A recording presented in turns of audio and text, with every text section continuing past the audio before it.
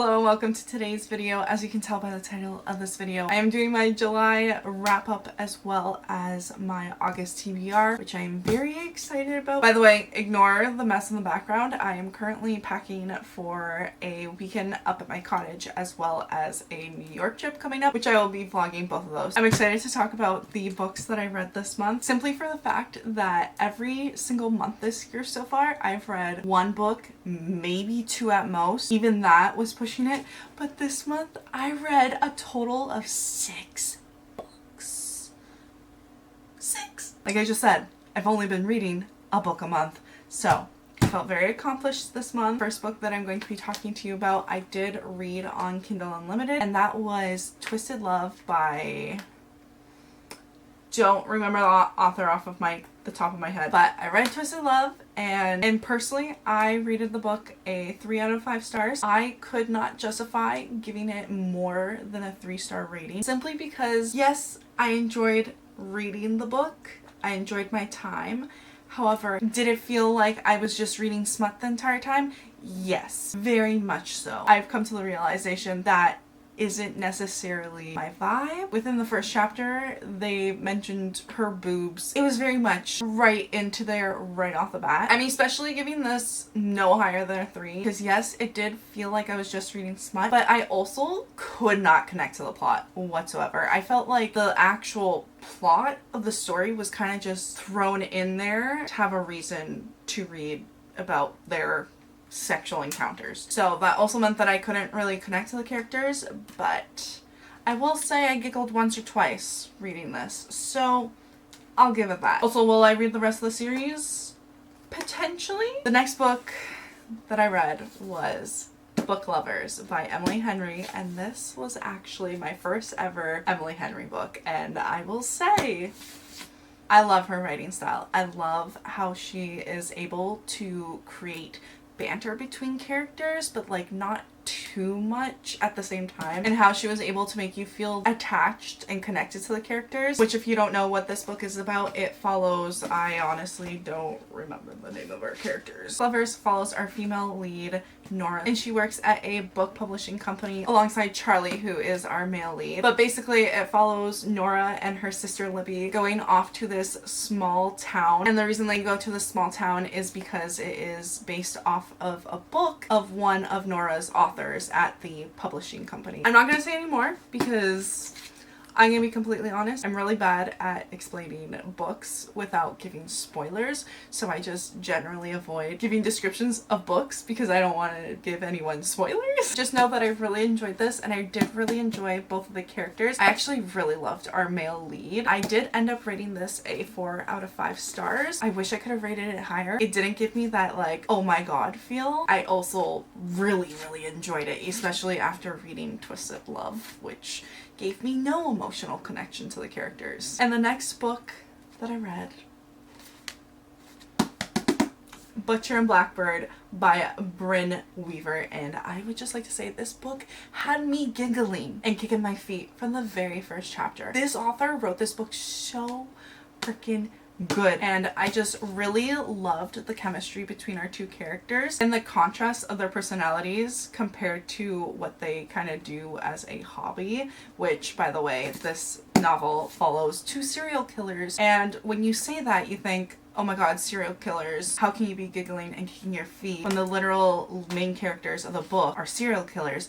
But like, they're good serial killers because they're serial killers that kill other serial killers, so it's kind of justifiable. And I really loved the chemistry between these two. Our male lead, such a golden retriever, and I love him. He was wonderful. I will say that the moment that the two characters got together, I will say the vibe of the book slightly changed. Not to say that I didn't enjoy it, but it gave 2 completely different vibes. That is why I ended up giving this a 4 out of 5 stars. Maybe if the vibe didn't change as much as it felt like it did, probably would have been higher. I did debate a lot between giving this a 4.5 instead of a 4. I did not expect the plot twist at the end. Personally, I would not eat anything at the very end of the book personally, that is just my advice. Also, if you do end up reading this, obviously read the trigger warnings at the beginning. The feature I did really like about this book actually is that it comes with a playlist, and I really liked that feature, and I actually listened along while I was reading when I was able to, and it did make the experience a lot more enjoyable, and I can't wait to read the rest of the books in the series. I actually already bought the second book,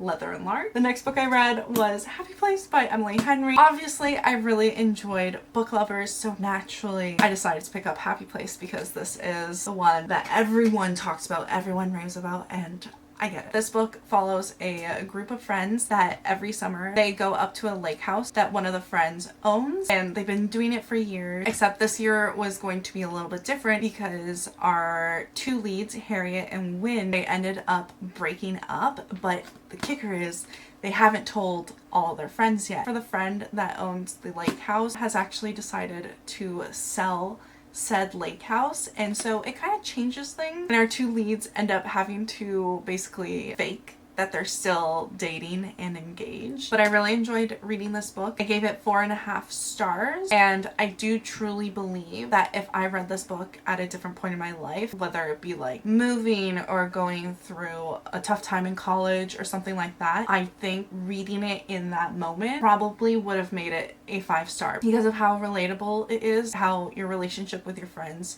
very much changes, especially the more older you get, which is very true as someone that is currently 28 years old, and I'm literally turning 29 next week. So I totally understand it, and I've been through moments where this would have had me crying simply because of the theme revolving around this book and friendships and not wanting them to end. I did find that some of the miscommunication within this book between the different characters was a little unnecessary at times. I'm not saying that all of it was unnecessary, because otherwise you literally wouldn't have had most of the plot of this book, but it's just a few conversations here and there where I thought we didn't need to have any kind of miscommunication here. So I rated this a 4.5, and then I proceeded to read This Summer Will Be Different, and it did not hit. This book I ended up giving a 2.5 stars because I could not connect to the characters emotionally whatsoever. Also, I literally had read Book Lovers maybe like 2 weeks prior to this, and I'm not saying that it follows the same plot, but it kind of follows the same flow and vibe of the book of, oh, these two best friends going off to this little town to basically get away with life. The person that was like, hey, let's go here, isn't communicating their feelings or like what's going on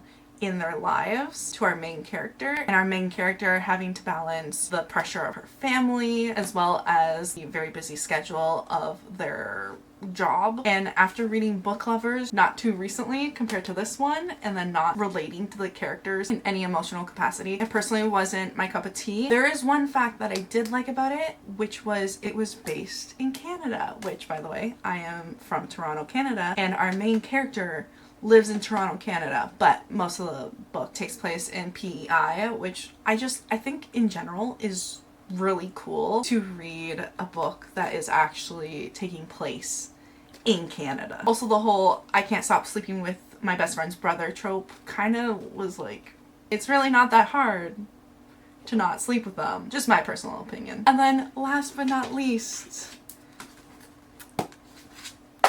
Good Girl Complex by Elle Kennedy, and I did not enjoy this book. I rated it a 5 stars. I could not connect in any way to the characters in this book, and it just felt very bland, and like the characters didn't actually have a connection between each other besides the fact that they wanted to sleep with each other. I will say I've learned that I think I read faster when I read on the Kindle. I don't know why that is, and I found online that a lot of people also feel that way, but I really wish I read all of this on the Kindle just because it was taking so dang long. About halfway through, I did end up reading it on the Kindle. I could not relate to it.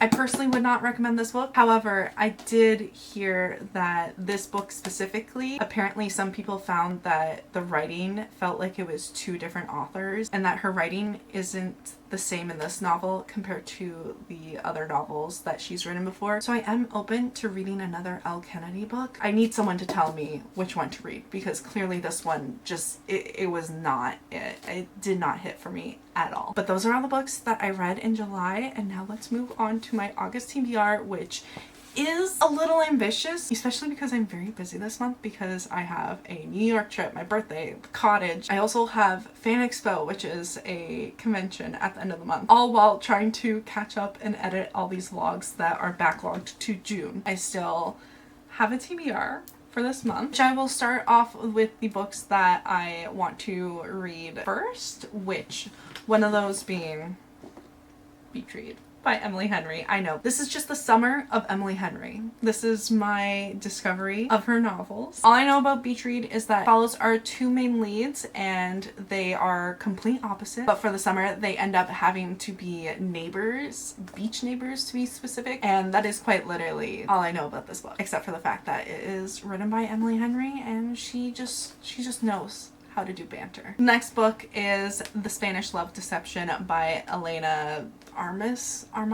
I still don't know how to pronounce her last name. If someone could tell me the right pronunciation, I would appreciate it. But all I know about this book is it follows our main character who has to attend a wedding that her ex-fiance, I believe, has to also go to, and so she ends up fake dating a guy and taking him to the wedding. I'm also realizing I'm really bad at explaining books, especially for a TBR. The next book is Not in Love by Ali Hazelwood, and I just really love Ali Hazelwood's writing. I have so far only read Love Theoretically as well as Check and Mate, which both of those I very much enjoyed. So I'm really excited to read another one of her novels. I've heard that this one is a little bit more spicy than her other novels, so I'm very curious to see how it flows in comparison to each other. Especially Love Theoretically, because I love that book. I literally gave that book a 5 stars. And it is also quite literally the book that single-handedly got me on my romance kick. And also, speaking of 5 stars, I recently read The 7-Year Slip and I rated that book a 5 stars. And so naturally, I now want to read all of Ashley Poston's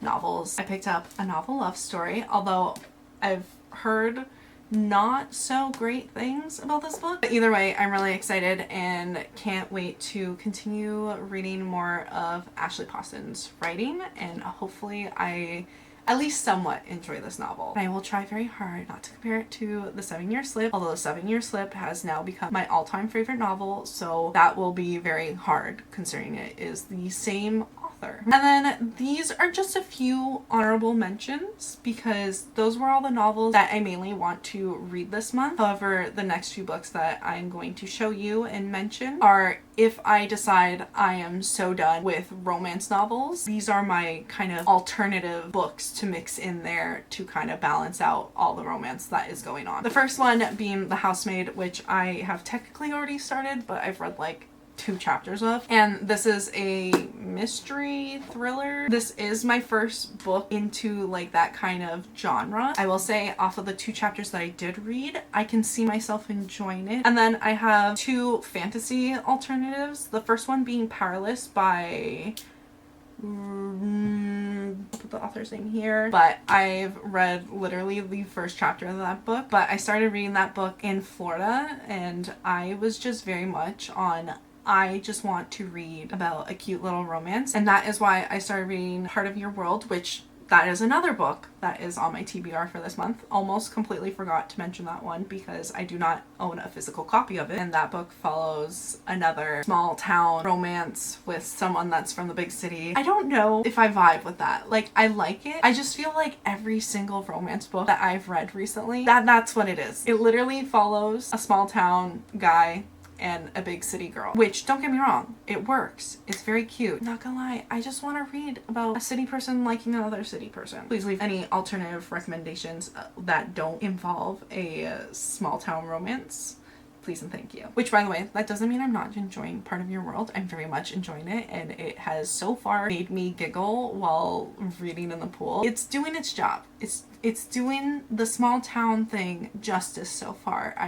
I need a little variety. The last book that is my alternative fantasy book is Half a Soul by Olivia Atwater, because this book is actually part of my 24 books I want to read in 2024, and it is not a behemoth of a fantasy book like all the other fantasy novels that I am currently reading. But that is my whole wrap up and TBR for August, which is very ambitious for my busy month. Hoping I can get a bit of reading in up at the cottage as well as like on the airplane and stuff when I'm traveling. These are all of the books that I will hopefully get around to. Fingers crossed. I appreciate you guys for watching. I hope you enjoyed it. This is my first time ever doing a wrap up and TBR, so bear with me. I'm sorry if it was a little scuffed and I was very bad at explaining books. I can't wait to tell you guys if I end up reading all of the books on my TBR or if I end up reading literally none of them. Make sure you drink plenty of water, don't skip any meals, and get plenty of sleep. All things I don't do. And I will see you guys for a new video in the near future.